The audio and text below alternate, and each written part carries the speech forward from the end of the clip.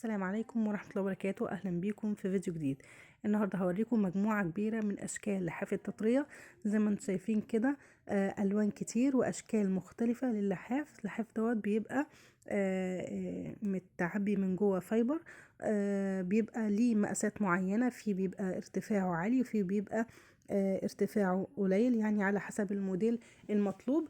وبيبقى اخد النغز اللي انتوا شايفينها ديت في اللحاف كده، بتدي شكل حلو. وطبعا بيبقى اشكالهم مختلفة، مش كله بيبقى نغز، في بيبقى واخد رسومات كده، وفي بيبقى القماشة نفسها مضلعة او القماشة فيها حفر. فعلى حسب الموديل اللي العميل بيختاره بيتعمل اللحاف.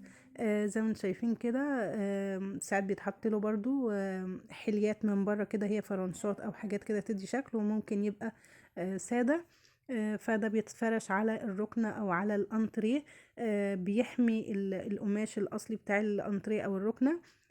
وبيحافظ على نظافة الركنة، وفي نفس الوقت بيبقى بيدي راحة في القعدة كده، بيدي تطرية في القعدة، وبيبقى شكله شيك جدا.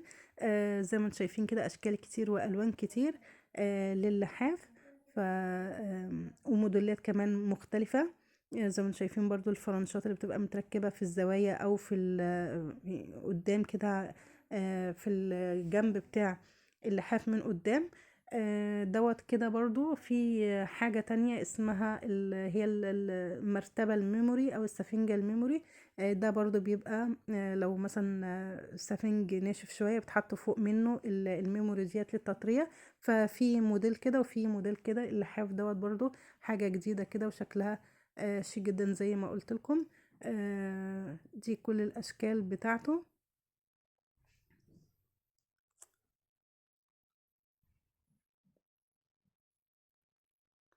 لو عجبكم الفيديو اعملوا لايك واشتركوا في القناة. والسلام عليكم ورحمة الله.